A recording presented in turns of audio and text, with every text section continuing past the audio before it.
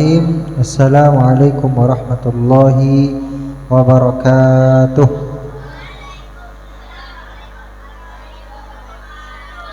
Bismillah walhamdulillah wal khairu wasyarru bimasyiatillah wala hawla wala quwwata illa billah. Allahumma salli ala sayyidina Muhammad wa ala alihi wa ashabihi wa man tabi'ahum bi ihsanin ila yaumiddin warda 'anna ma'ahum birahmatika ya arhamar rahimin. Amma ba'd. Alhamdulillah, puji serta syukur kehadirat Allah Subhanahu wa taala yang mana senantiasa memberikan kepada kita kelimpahan rahmat, taufik serta hidayahnya sehingga kita dapat berkumpul di tempat yang mulia ini dalam rangka mengkaji hadis-hadis Rasulullah sallallahu alaihi wasallam. Mudah-mudahan apa yang kita lakukan menjadi sebab kelak kita mendapatkan syafaat Rasulullah sallallahu alaihi wasallam di akhirat kelak. Salawat teriring salam semoga tercurah limpahkan kepada keluarganya, kepada Rasulullah sallallahu alaihi wasallam, kepada keluarganya, para sahabatnya, para pengikutnya, dan kita berharap semoga kelak kita bisa berjumpa dengan Rasulullah sallallahu alaihi wasallam di surga. Amin ya rabbal alamin. Kita lanjutkan kajian kita tentang hadis Arba'in An-Nawawi pada hadis kelima ini, di mana Nabi sallallahu alaihi wasallam bersabda, "Man ahdatsa fi amrina hadza ma laysa minhu fahuwa raddun." Barang siapa yang mengada-adakan sesuatu yang baru dalam urusan agama, dalam urusan ibadah yang mana dia tidak memiliki dasar, ma laysa minhu, tidak termasuk, tidak memiliki dasar, tidak memiliki landasan. Ketika dia membuat sesuatu yang baru dalam urusan agama, dalam urusan ibadah, tapi dia tidak memiliki dasar, fahuwa raddun, maka ibadah tersebut tertolak. Kenapa? Karena ketika kita menyembah Allah Subhanahu wa taala, kita menyembah dengan cara yang Allah Subhanahu wa taala tunjukkan kepada kita. Ketika kita mau mendekat kepada Allah, Allah berikan satu ibadah, satu sarana yang bernama salat. Allah tunjukkan tata caranya, bahwasanya salat sehari semalam yang wajib ada 5 waktu: subuh 2 rakaat, zuhur 4 rakaat, asar 4 rakaat, maghrib 3 rakaat, isya 4 rakaat. Tidak boleh ditambah dan tidak boleh dikurang. Begitupun waktunya telah Allah Subhanahu wa taala tetapkan. Subuh waktunya dari muncul fajar shadiq sampai terbit fajar. Nah, kemudian diharamkan waktu salat dari terbit fajar sampai matahari bayangannya setinggi panah, setinggi panah. Itu awal waktu salat duha atau awal waktu salat sunnah fajar. Kemudian sampai matahari di atas kepala kita pas. Jadi ketika matahari berada tepat di atas kepala, bayangan tepat di bawah kaki kita, maka itu waktu istiwa. Waktu istiwa, waktu yang diharamkan juga untuk sholat. Sampai kapan? Sampai mataharinya tergelincir sedikit, belok sedikit, sampai ada bayangan kita belok sedikit. Yang tadinya di bawah sekarang belok sedikit, belok sedikit.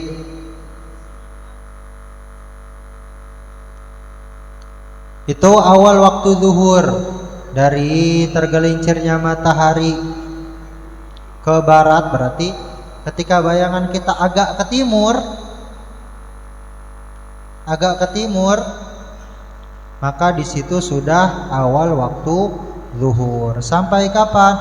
Sampai bayangan sepanjang objeknya. Jadi ketika bayangan sama dengan tinggi objeknya, maka di situ akhir waktu zuhur. Kapan waktu asar dimulai? Ketika bayangan sudah lebih tinggi walaupun sedikit dari benda aslinya. Sampai kapan? Sampai terbenamnya matahari. Ketika matahari sudah terbenam maka habis waktu asar, mulailah waktu maghrib. Sampai kapan waktu maghrib? Ketika sinar matahari, bekas-bekas merah-merah yang ada di langit hilang. Jadi batas waktu maghrib ketika matahari tenggelam, biasanya kan ada mega merahnya, ada cahaya-cahaya merah, cahaya matahari yang ada di langit. Meskipun mataharinya udah nggak ada, tapi masih ada meganya, masih ada cahayanya. Nah di situ waktu maghrib sampai cahayanya hilang. Ketika cahayanya hilang maka sudah masuk waktu Isya. Itulah ketentuan-ketentuan yang Allah Subhanahu wa taala berikan. Bahwasanya kita menyembah Allah Subhanahu wa taala dengan cara yang Allah telah tunjukkan. Ketika kita menambah-nambah, maka kita menyelisihi ketentuan Allah Subhanahu wa taala, maka Allah tidak terima amalan tersebut. Kemudian kemarin kita jelaskan, membuat sesuatu yang baru dalam agama boleh atau tidak? Boleh. Kaidahnya apa? Ma huwa minhu. Jadi ketika mau membuat sesuatu dalam perkara agama, yang pertama harus ada dasarnya, harus ada dalilnya dalam Al-Quran, dalam hadis, dan kemudian dilihat kondisi sosial apa yang mengharuskan adanya sesuatu yang baru tersebut. Lihat, ketika Sayyiduna Umar melihat ketika zaman Abu Bakar jadi khalifah banyak terjadi peperangan-peperangan, memerangi orang yang murtad, memerangi orang yang mengaku sebagai nabi, memerangi orang munafikin. Di perang Hunain banyak sekali orang muslim yang meninggal. Banyak sekali para penghafal Al-Quran yang kemudian syahid dalam peperangan tersebut. Maka kemudian timbul kekhawatiran dari diri Sayyiduna Umar. Ini kalau begini terus, lama-lama penghafal Quran bisa hilang. Lama-lama Al-Quran juga bisa hilang bersama matinya para penghafal-penghafalnya. Maka bagaimana cara kita merawat, melestarikan Al-Quran ini? Sedangkan ini peperangan bakal terus berlanjut nih. Masih banyak orang-orang munafikin, orang-orang kafir, orang-orang yang mengaku nabi yang harus diperangi. Dan pasti ada korban di antara orang muslimin. Maka disiasati, diberikan saran. Maka Sayyiduna Umar meminta kepada Sayyiduna Abu Bakar untuk mengumpulkan mushaf-mushaf Al-Quran.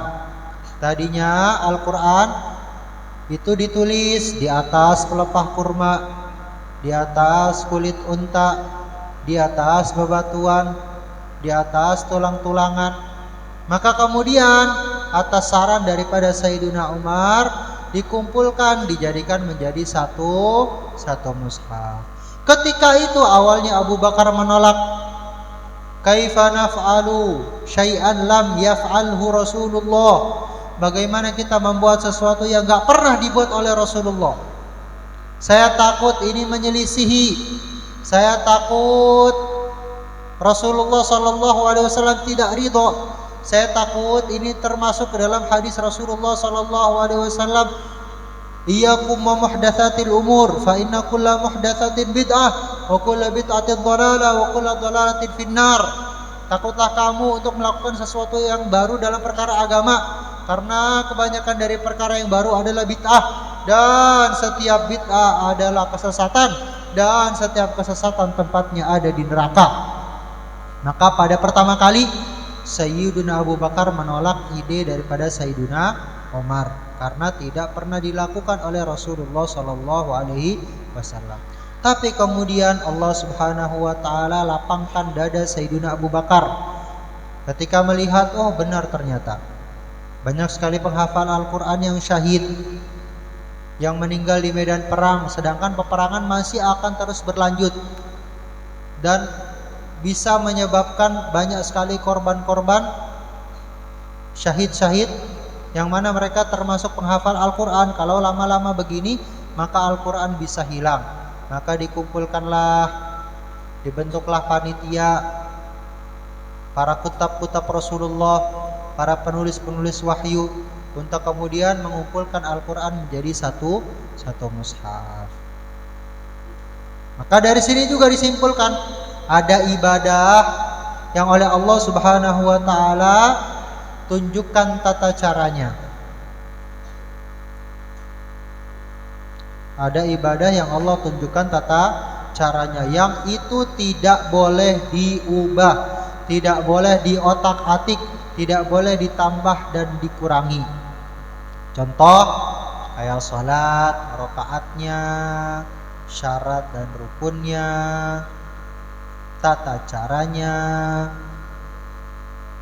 Begitupun dengan puasa, begitupun dengan haji. Maka tidak boleh diotak-atik, tidak boleh ditambah-tambah dan dikurangi. Ada perkara-perkara dalam urusan agama, perkara-perkara ibadah yang Allah pengennya itu hasilnya, bukan tata caranya. Kemarin yang kita contohkan kayak orang bersiwak. Bersiwak itu yang menjadi ibadahnya adalah tujuannya agar mulut kita bersih, agar mulut kita nyaman, wangi, enak buat ibadah, enak buat zikir. Maka apapun yang bisa dilakukan untuk mencapai hal tersebut, maka itu juga ibadah. Maka kalau mau pakai kayu siwak, itu sunnah Rasulullah. Tapi kalau mau membersihkan pakai sikat gigi, juga masuk ke dalam bab bersiwak, dapat pahala. Contoh lagi, Allah Subhanahu wa taala menginginkan hambanya untuk selalu mengingatnya. Ya ayyuhalladzina amanu dzkurullaha dzikran katsira wasabbihuhu bukratan wa asila. Wahai orang-orang yang beriman, beriman kepada Allah, beriman kepada Rasulullah, uzkurullah dzikran katsira, banyak-banyaklah kamu mengingat Allah di setiap waktumu, di setiap saat yang kalian punya, di setiap langkah, di setiap detak jantung. Banyaklah kamu mengingat Allah, banyaklah kamu berzikir kepada Allah. Banyaknya berapa? 100, 200, 1000, 2000, tidak ditentukan. Maka terserah. Kalau mau berzikir pakai lafaz Allahu Akbar 1000 boleh, 2000 boleh, 3000 boleh, 10.000, 100.000, 1 juta Allahu Akbar sehari semalam. Dalilnya mana? Dalilnya keumuman daripada ayat uzkurullaha dzikran katsira, banyaklah kamu mengingat Allah, berzikir kepada Allah. Walaupun tidak pernah dilakukan oleh Rasulullah, banyaknya, misalnya nggak pernah tuh Rasulullah bersabda, bacalah kamu Allahu Akbar 1 juta kali. Tapi kalau kamu lakuin, itu bukan termasuk perkara yang dilarang. Kenapa? Karena Allah memerintahkan kita untuk banyak-banyak mengingat Allah Subhanahu wa ta'ala. Dengan zikir apa saja, Allahu Akbar boleh, dengan tasbih boleh, dengan tahmid boleh. Jumlahnya juga tidak terbatas. Jadi gitu, ada ibadah yang oleh Allah disyariatkan pada tujuannya. Tadi zikir tujuannya untuk mengingat Allah. Dengan zikir apa? Dengan apa saja, kapan saja, berapa banyaknya terserah. Maka kalau kita membuat zikir khusus untuk diri kita, misalnya saya, ya Allah, saya ini sedang kesulitan rezeki. Keluarga saya lagi butuh duit. Maka saya lihat di Asmaul Husna ada sifat Allah yang bernama Ar-Razzaq. Ar-Razzaq yang artinya pemberi rezeki. Karena saya yakin Allah lah yang memberi rezeki. Allah juga punya sifat yang namanya Al-Fattah, yang maha membuka. Maka saya minta, saya zikir dengan dua sifat Allah tersebut, Al-Fattah yang maha membuka, Ar-Razzaq yang maha memberi rezeki. Saya zikirkan itu dua sifat.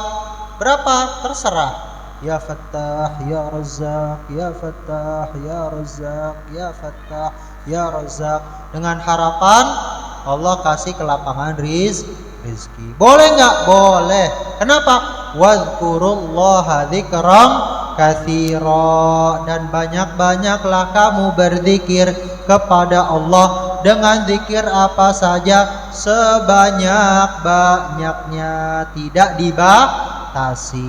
dibatasi jumlahnya, tidak dibatasi waktunya. Pagi hari zikir boleh, siang hari zikir boleh, sore hari zikir, malam hari, tengah malam, mau subuh, habis subuh, sebelum zuhur, setelah zuhur, menjelang asar, di kamar mandi nggak boleh. Karena kita juga harus memperhatikan tempat. Hadza wallahu a'lam bishawab.